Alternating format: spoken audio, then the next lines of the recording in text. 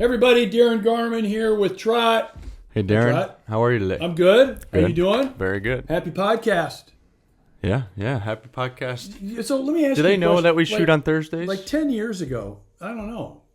Thursday is podcast day. Yeah, happy podcast Happy day. podcast day. So let's go back 10 years. Okay. Do you think, what did they call this? Because this isn't anything new we're doing. Is it like a conversation? Is it an interview? Shooting the shit. What is it? Shooting the shit? Yeah. Shooting the shit. Now it's just called podcast. Yeah. So instead of two people sitting around talking about, we're talking shop. Yeah. That's what they call it. We're talking shop. It used to be called Talking Shop.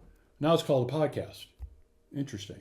Good way to get something out there. Yeah. Yeah. Podcast sounds better than Talking Shop, I guess, depending on who you talk to. So let's get into the Heartland Multifamily Show, the place For all things multifamily. for all things multifamily. And you and I have been working on, this has kind of been transaction week for us, right? Yeah, yeah. I mean, you and I, we just completed a purchase agreement on a property, I think, yesterday? Yep.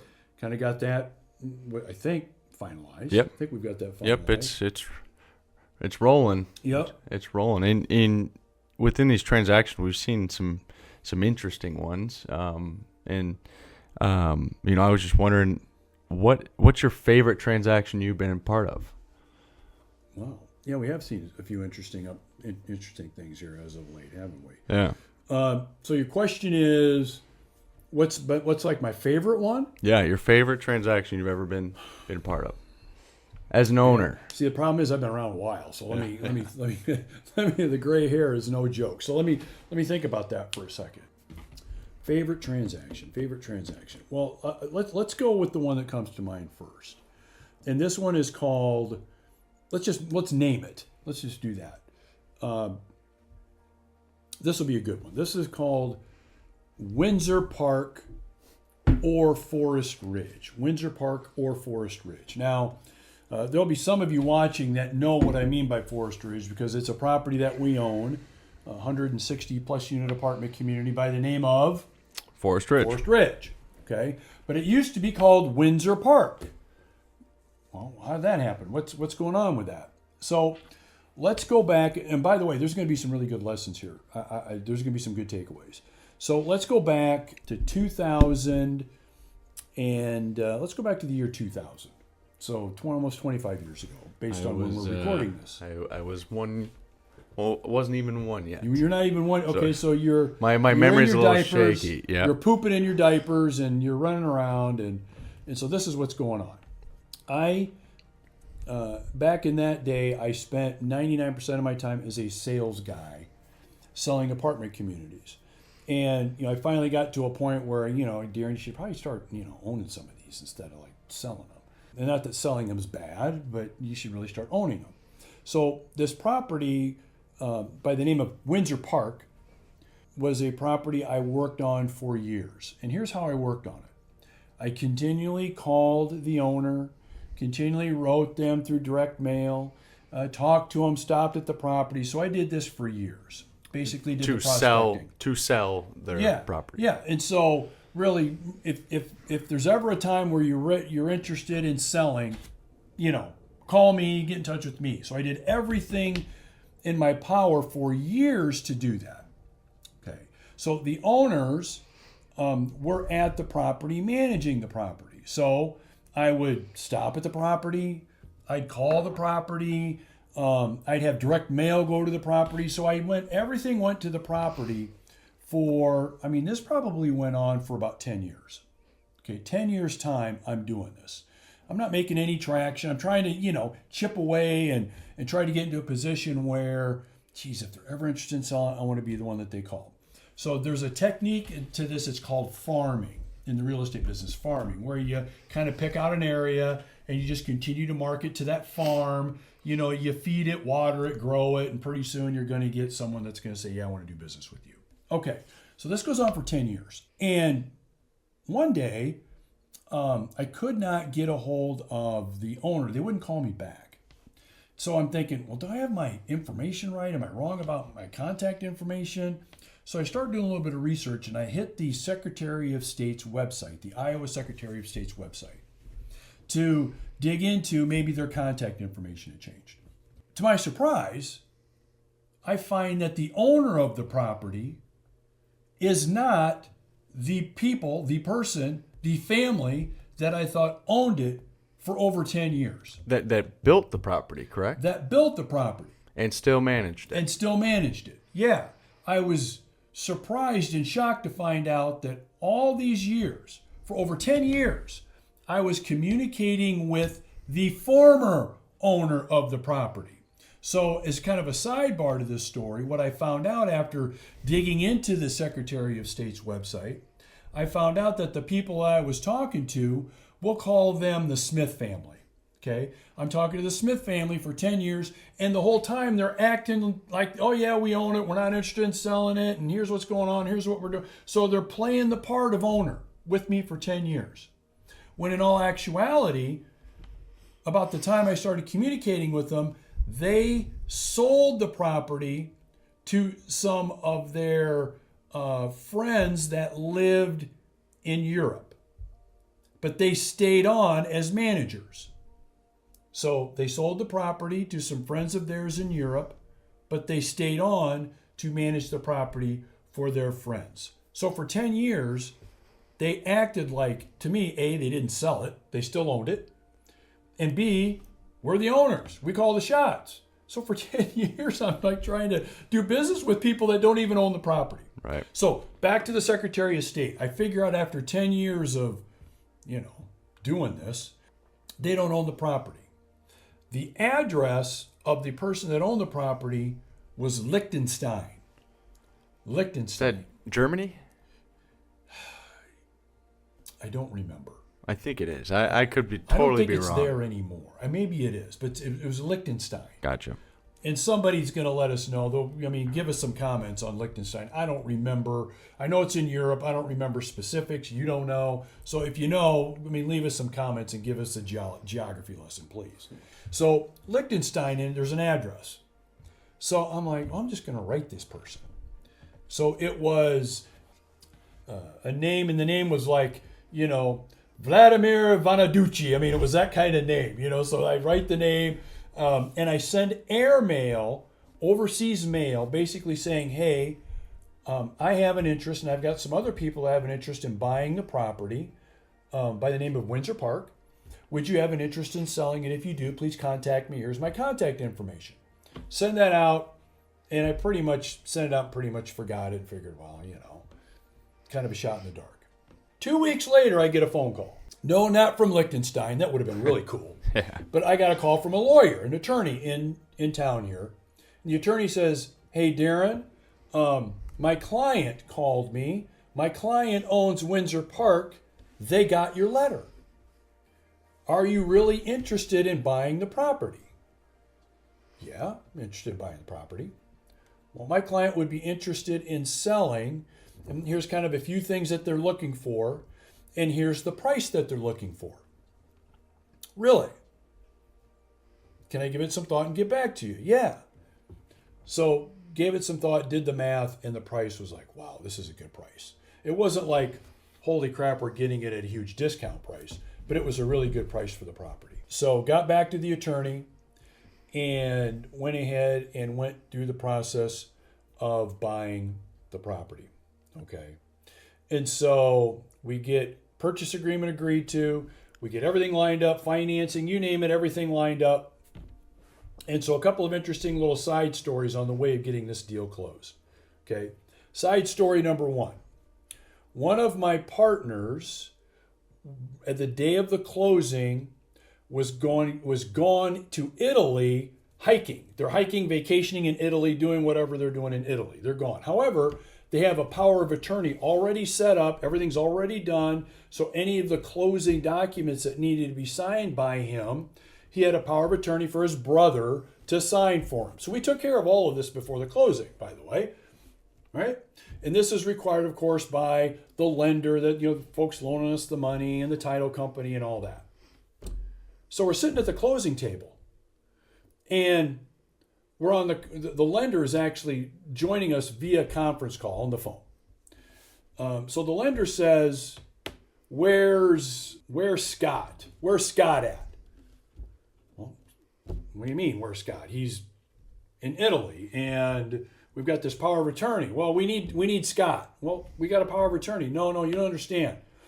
It's nice to have a power of attorney, but we need to make sure that Scott is alive, because the power of attorney really doesn't do us any good if Scott's not alive. How do we know he's not dead? That's exactly what they said. We've got everything's like, we're like this far from closing and all being a done deal. We're all sitting around the closing table, documents everywhere, all that. So the lender says, oh no, we can't close. Not until Scott at least calls in and says, yeah, I'm here, I'm alive, all is good, close the deal. You're like, are you kidding me? Even though we've got this power of attorney, we have to have Scott call in and say he's alive. Are you kidding me? Okay, so now it's a mad scramble to try to find, now remember, this was 20 plus years ago, like a mad scramble to find Scott in Italy to call in. 1 hour goes by. 3 hours go by. Pretty soon it's like 6:30 p.m. We're all still waiting for Scott to call. We're waiting around the closing table. So Scott, we couldn't find him. His brother couldn't get a hold of him. We couldn't get it. We couldn't find him. So luckily, the lender finally says, look, guys, let's just close it. Let's get it done. Just make sure that when you do get a hold of Scott, he calls in and he calls my office just to verify he's alive and all is well. Can you make sure you do that? Yes. And within like 2 or 3 days, finally get a hold of Scott. He calls and it's all good and all ends well. Okay. So that's one part of it. Here's another interesting part. Remember the beginning I said Windsor Park, Forest Ridge. We bought this property. The name on the property was Windsor Park, but now it's named Forest Ridge. Well, why is that? Is it because we thought Forest Ridge was a better name? Is it because of some marketing strategy? No. Here's the reason why. Again, the day of closing, I get a phone call from, remember the family that acted like they owned the property for 10 years, managed the property, etc. You remember them? The Smiths. Yeah, the Smiths. The Smiths call me. And they say, yeah, we hear that this is closing today. Oh, by the way, the Smiths were not happy because guess what they weren't going to be doing after the closing? Managing the property. So they weren't real happy about that at all. There went the management income. So Mr. Smith calls me the day of closing. And Mr. Smith says, question for you. Do you plan on using the name Windsor Park as the name of the apartment community after you take over? Well, of course. Yeah, we do. Well, there's a problem. My family, the Smiths, have a trademark on that name. And so we're happy to transfer this trademark over to you to continue to use it. But in order to do this, what do you think he said? He wanted some money. Uh-huh. Or a management contract. That's one of the two. Well, that's actually a good guess. It wasn't management contract. It was money. He said, yeah, you'll need to write me a check for $50,000. If I get a check for $50,000 at closing, you can use the Windsor Park name. If I don't get it, you have no legal right to use that name. And if you do use that name, we will take whatever action we think is necessary to protect that name. So what do you want to do? Do you want the name or not? Now remember, this was like 20 years ago. I'm like, oh my, this is like a big deal. I'm like, oh my God, what are we going to do? And oh no, this is going to blow the deal. And I'm just, so let me get back to you. So I talked amongst the partners and they said, we're not paying 50 grand for a name. We'll just rename the property. Okay. So got back to him, gave him the news. He wasn't real happy about that. Said, okay, fine. And then we ended up renaming the property Forest Ridge after we took over. And so, that's like probably my favorite transaction with, you've got family acting like they own the property, but they didn't. You've got the Liechtenstein thing. You've got me working on it for 10 years, thinking I'm making the right thing. I'm doing all of that work for 10 years. and then I send one letter, and one letter does it. Isn't that just crazy? One letter did it to a Liechtenstein address. We ended up getting it closed. You throw the power of attorney. We got to have the guy call in saying he's alive. This is even with a power. That's when I discovered a power of attorney doesn't really do a lot of good unless you do. Anyway. So there's that, and then the name, the trademark. We got to get that trademark name. So. And it's still a great performing asset for you. And we own it. And we own it to this day. Yeah, we own it to this day, and it's one of our best properties. So I would say that's the favorite transaction. And there's a lot of lessons in that story that I think are applicable. Let me just rattle a few of them off, like right now. Number one is, doing what's necessary to continue to communicate and adjust your communication with whomever you want to be doing business with. I mean, that's like the first thing. By continuing to be, pretty disciplined in communicating with the owners of that we're interested in buying it. Ultimately, even though it only took one letter, I'll tell you all that work prior to that really is what kind of, call it karma or whatever you want to call it, was really the reason why we were able to do that. So that's number one. Number two is, the deal, you always got to remember, nothing is closed until it actually closes. There's always going to be things coming up.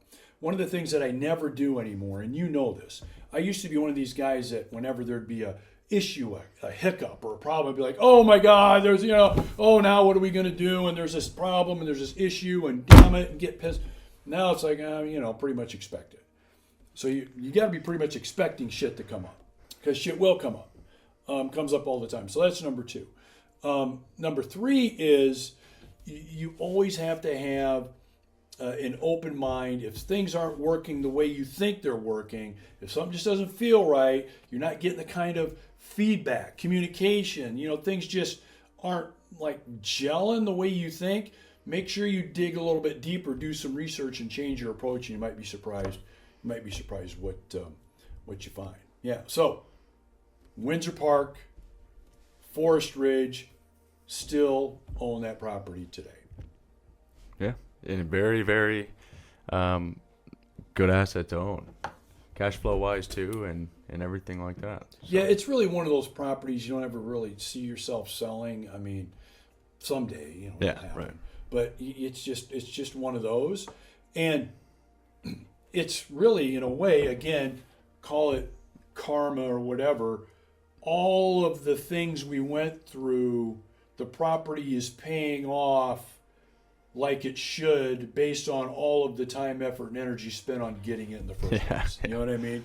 And that's really kind of the cool thing about it. So yeah, that's my favorite story. Thanks for asking. Yeah, that was good. That was really good. I got nothing else. You got anything else for our episode today? No, not today. No? All right. Well, I want to thank you for bringing up that question. That was a good question on my favorite transaction as part of the Heartland Multifamily Show, the place for all things multifamily. For all things multifamily. I hope you got some good takeaways from that story in this episode. Would love to hear from you. Get your comments, get your feedback. Make sure you leave that information below. And looking forward to coming back at you, Trot and I, again. We'll talk to you later. We'll see you. Bye-bye. If you enjoyed this video and you want to make multifamily a bigger part of your investing world, make sure you click here on this video to discover the 3 easy ways to invest in and own your own multifamily property.